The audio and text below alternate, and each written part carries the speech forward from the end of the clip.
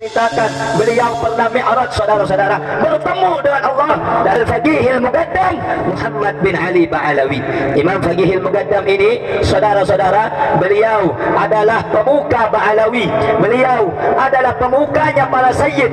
Beliau adalah pemukanya para syarif. Beliau bernama Al-Imam Muhammad bin Ali Al-Faqihil Muqaddam. Sayyidina Al-Imam Faqihil Muqaddam, di dalam manaqib sejarah hidup beliau diceritakan bahwa Al-Imam Faqihil Muqaddam adalah orang-orang yang besar. Beliau adalah orang-orang yang hebat.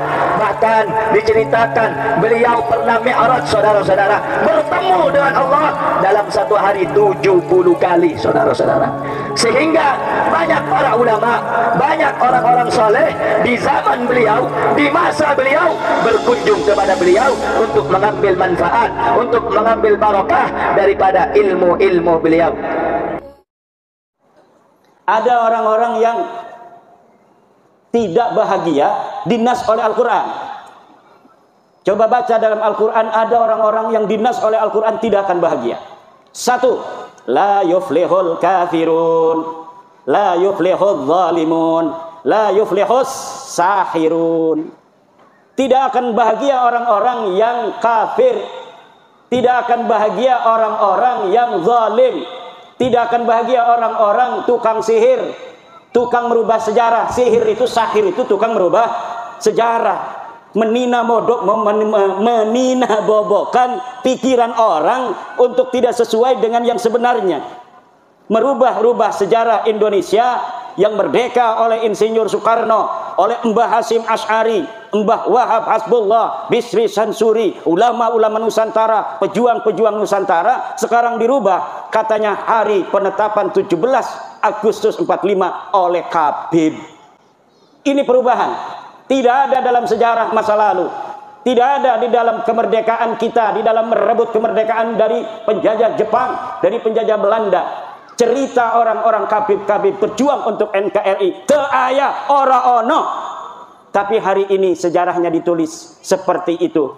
Apakah orang-orang Sendang Agung akan membiarkan sejarah leluhurnya di masa lalu dirubah oleh orang-orang zalim, oleh tukang-tukang sihir, menyihir dengan merubah sejarah? Itu lebih kuat daripada melet perempuan.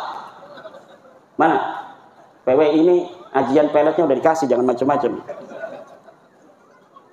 Melet perempuan itu paling manfaatnya untuk dirinya dan mafsadatnya untuk perempuan yang dipelet itu. Tapi kalau merubah sejarah, memelet sejarah, mensihir sejarah, 7 turunan bahkan sampai kiamat kita akan dijajah oleh yang merubah sejarah kita. Ketika mereka di zaman-zaman membutuhkan tenaga, membutuhkan darah, membutuhkan perjuangan, membutuhkan pasukan, di mana mereka tidak ada yang mengirimkan pasukan. 10 November 1945 yang datang ke Surabaya untuk menyerahkan nyawa adalah orang-orang Madura, orang Surabaya, orang Trenggalek, orang Kebumen, orang Pasuruan dan sekitarnya, orang Gresik, orang Jember.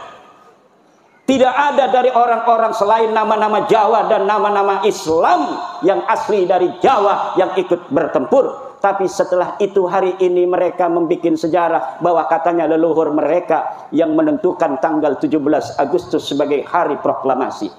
Mereka menulis sejarah bahwa sesungguhnya mereka adalah orang-orang yang di balik layar kemerdekaan Indonesia. Pejuang itu di depan layar, bukan di balik layar. Di balik layar itu kedustaan dan kebohongan. Tidak ada pejuang di balik layar. Pejuang itu harus di depan layar. Seperti Kiai Zainun membuka pondok ini dengan kakaknya Kiai Fatah Hasan yang luar biasa, doanya sampai menembus langit tadi, mendoakan kita semua yang hadir. Itu ibu-ibu lagi didoain oleh Kiai Fatah Hasan, semoga ibu-ibu banyak duitnya. Itu ibunya diem aja makan snack, padahal lagi didoain kaya raya, didoain semoga anaknya jadi kiai, jadi camat, jadi bupati, jadi gubernur, jadi presiden, jadi ketua PBB sekalian. Kenapa? Karena kemuliaan kita sebagai manusia ditentukan oleh Allah, bukan berdasarkan siapa keturunan kita. Dan ini yang sedang dibodohi, sedang disihir oleh mereka, bahwa kemuliaan itu hanya berdasarkan keturunan. Orang yang berketurunan mulia, mereka lah yang akan mulia. Orang yang sudah keturunan budak tetap selamanya akan jadi budak sampai hari kiamat. Nah, iya lain ajaran Islam, iki dudu ajarane Islam. Ini ngomong Jawa Sunda karena ada orang Sunda juga tadi. Assalamualaikum, saya dari Pandeglang katanya. Biarin dia doang tuh yang ngerti bahasa Sunda. Juga ada kiai teman saya dari Petir ini rupanya. Masya Allah. Sehat kiai. Ini khas merah putihnya ini tuh ada di belakang tuh. Ibu-ibu, bapak-bapak, hadirin ma'asyiral muslimin rahimakumullah. Yang tidak akan bahagia lagi, Kiai Jainun. Jangan takut-takut. Kiai Jainun. Ini kalau di lab sampai ke pelosok katanya ini. Tenang aja, Kiai pelosok juga sama dengan Kiai Zainun. Terpercaya Habib eta turunan Nabi. Ngomong doang tuh. Sama semuanya. Kiai-kiai kita itu orang yang punya ma'rifat billah. Punya ma'rifat billah. Cuma mereka punya kebijaksanaan kayak Pak Camat. Pak Camat, Pak Bupati. Itu mereka jadi bapak bukan hanya untuk kiai. Pak Camat itu anaknya ada yang jawara, ada yang pendekar, ada yang pemabok, ada yang kiai, ada yang santri. Semuanya anaknya Pak Camat, harus dilindungi semua. Makanya dalam setiap desa kadang-kadang Pak Lurah bikin taman bermain. Kiai mah gak bakal bermain-main, itu hidupnya hanya untuk zikir pada Allah. Tapi kenapa Bapak Kepala Desa itu bikin taman bermain? Untuk orang-orang yang gak bisa zikir. Dia bisa tenang kalau ada di taman. Sedangkan manusia itu perlu ketenangan. Kalau kiai nggak keluar rumah dia 2 bulan juga dia biasa-biasa aja. Kenapa? Punya kedekatan dengan Allah yang dia tidak membutuhkan hiburan apapun. Tapi manusia tidak sama. Ada yang kadang-kadang dengan Al-Quran saja dia udah cukup merasa tentrem. Ada yang tidak perlu baca Al-Quran, dia hanya zikir kepada Allah. Ada juga yang butuh selawat baru dia bisa nangis. Kalau baca sallallahu ala Muhammad baru dia bisa nangis. Kalau yang baca selawat Kiai Fatah Hasan, Allahumma sholli ala sayyidina, dia enggak nangis. Padahal bagi orang yang sudah mencintai Rasulullah tidak penting suara enak ataukah tidak. Ketika disebut nama Muhammad maka dia langsung ada setrum jepret kepada baginda Nabi besar Muhammad sallallahu ala Muhammad. Ada orang yang butuh musik juga. Dia kalau mendengarin musik-musik yang apa namanya itu semangat, dia jadi semangat. Kalau dia tidak mendengarkan musik semangat, dia mewek, dia memble. Itu ada yang begitu. Jadi manusia itu diciptakan oleh Allah bermacam-macam warna. Camat, bupati, presiden, itu yang suka sholat anaknya, yang nggak suka sholat anaknya, yang suka ngerampok juga anaknya, yang harus diberi hak sesuai dengan amalnya. Dia benar harus dihukum, tetapi dimasukin penjara, dikasih makan sama negara. Kalau kata saya itu para koruptor masukin penjara nggak usah dikasih makan. Coba lihat 12 hari udah mati apa belum. Tapi nggak begitu sama negara itu, sama presiden, sama bupati. Tetap yang nakal pun perampok, penjudi, tukang judol. Bu, suaminya ada yang judol apa tidak? Yang sabar aja. Paling kebun sawit nanti dijual gitu. Jangan sampai ibu-ibu suaminya suka main judi online, berbahaya. Itu tidak akan ada orang kaya raya dengan judi. Bahaya. Kalau pengen kaya raya, nanam sawit, jual, celengin. Nanam padi, jual, celengin. Nabung 5.000, kaya raya nanti. Guru-guru, insya Allah jangan khawatir. Dana bosnya tidak akan dikurangi karena efisiensi. Amin ya rabbal alamin. Tenang aja. Negara kita kaya raya, Bu. Negara di dunia ini yang paling kaya raya adalah Indonesia. Jangankan pohon, tongkat saja itu ditanam akan jadi pepohonan. Ini negeri kita Indonesia, makanya banyak orang yang pengen ngaku-ngaku ini negeri adalah negeri mereka. Ini negeri Indonesia, bintu terim. Anak perempuannya Kota Tarim. Kota Tarim siapa itu? Kota apa itu? Kalau anaknya kaya raya begini, harusnya kaya raya itu Kota Tarim. Kaya apa tidak Kota Tarim? Miskin. Kalian orang bodoh. Yang pintar itu orang pelosok. Yang pintar itu orang Liboyo. Yang pintar itu Sidogiri. Yang pintar itu adalah Syekh Nawawi Tenar Al-Bantani. Yang pintar itu santri-santri kita. Mereka hanya punya sahirun, menyihir bahwa kami lebih mulia dari kalian, kami lebih hebat dari kalian. Ilmunya nggak ada. Tapi anehnya masih banyak kita yang bodoh spiritualnya, bodoh emosionalnya. Hanya dengan kata-kata narasi dan diksi begitu kita percaya. Katanya mereka turunan dari mana? Nabi itu orang Arab, wajah kalian bukan Arab itu. Ngaca dong, kalian Arab apa bukan? Tes DNA-nya aja bukan orang Arab, orang India, orang Kaukasus. Ini apa ini artinya? Artinya mereka bukan turunan Nabi, wajahnya bukan wajah Arab, wajah India. Tes DNA-nya haplogrup G, orang mana itu? Orang Kaukasus, jalur lakinya. Jangankan turunan Nabi Muhammad, turunan Nabi Ibrahim aja kagak. Kalau orang Indonesia ini, kemungkinan besar adalah keturunan dari baginda Nabi besar Ibrahim alaihis salam. Ini berapa? Kenapa ngentul-ngentul begini? Setuju? Bapak-bapak setuju nggak saya ngomong begini? Ini yang pakai merah putih setuju nggak Kiai? Tapi lanjut-lanjut udah jam 12. Karena apa? Yang paling penting acara khataman begini anak-anak kita yang tampil. Betul, Bu? Anak kita tadi coba. Saya itu ingat anak saya semalam tampil khataman juga. Direkam sama santri saya, dikirimin. Yang satu laki-laki nganceng, dipanggil tuh kabur dari panggung. Yang satunya lagi assalamualaikum doang begini aja. Salah. Pas saya lihat ini anak dua ini, ya Allah luar biasa. Padahal namanya sama dengan nama anak saya, Nabila. Nama anak saya Nabila juga. Tapi dia udah punya suami, punya pesantren. Kalau yang satunya adiknya, ini suruh semalam kabur dari panggung.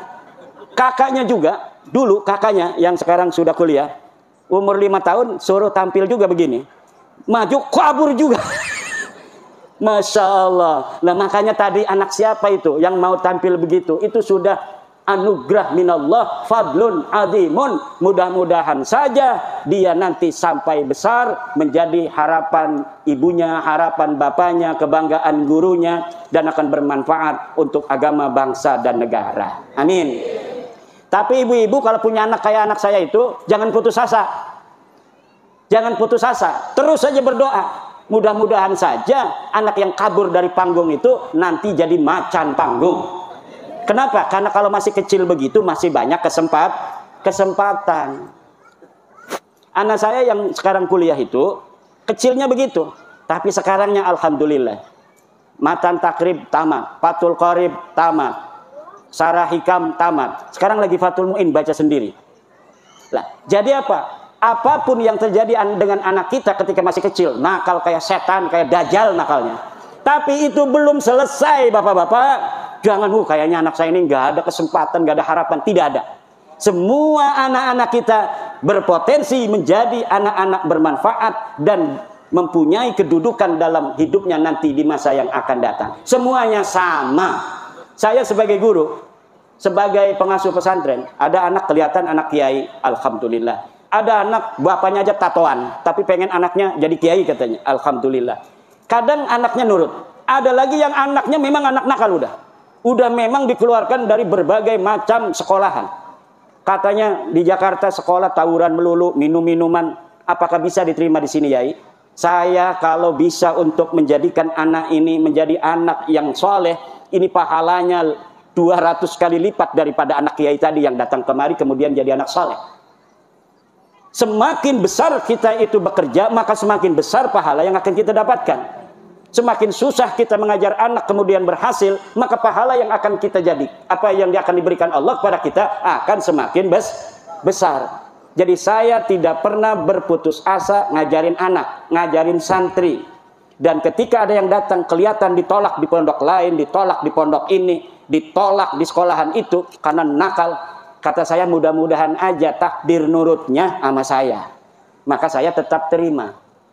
Kecuali udah 3 kali nanti ketika dia ada di pondok, kemudian dia memang sudah tidak bisa lagi untuk diharapkan menurut saya. Kalau menurut Allah kan tetap ada harapan. Tetapi kita harus punya peraturan. Kalau sudah 3 kali dia itu melanggar peraturan yang berat, sesudah diberikan surat peringatan kepada anaknya, pada orang tuanya, dikasih informasi tembusan, kita setelah mengatakan bahwa ini mudaratnya anak ini lebih besar, ada di pondok, bisa mempengaruhi anak lain, kita kemudian serahkan kembali ke orang tuanya bahwa kami sudah tidak sanggup lagi untuk mendidik anak bapak. Kenapa? Bukan takut kepada anak ini tidak akan bisa jadi anak yang baik, bukan. Tetapi mudarat kepada yang lainnya itu lebih besar karena dia tinggalnya bersama anak-anak itu. Tapi jangan putus asa wahai bapak, jangan putus asa wahai ibu. Anak bapak dan ibu ini bukan berarti ini sudah ditakdirkan Allah menjadi orang yang tidak manfaat. Pondokin lagi, mudah-mudahan saja takdirnya, solehnya dia dengan kiai yang lain. Begitu ibu-ibu. Jangan pernah ibu-ibu merasa ketika punya anak yang nakal, kemudian itu akhir dari segalanya. Tidak ada kata terakhir sebelum kita ini dipanggil oleh Allah Subhanahu Wa Taala. Potensi kebaikan semua manusia itu sama. Ini kita yang sekarang jadi santri, jadi kiai. Ini belum aman, Pak. Harus hati-hati. Harus aman dan iman. Kenapa? Ada orang yang dari kecil dia berlaku sebagai orang soleh. Ketika mau mati, bisa saja seperti bir sisok, kemudian dia kafir. Ada orang yang kafir. Setelah mau mati dia baru syahadat, aku bersaksi tidak ada Tuhan selain Allah dan Nabi Muhammad Rasulullah. Mati, padahal dia belum sholat, belum puasa. Ini lebih hebat mana? Lebih hebat ini orang yang diberikan hidayah oleh Allah di akhir hidupnya.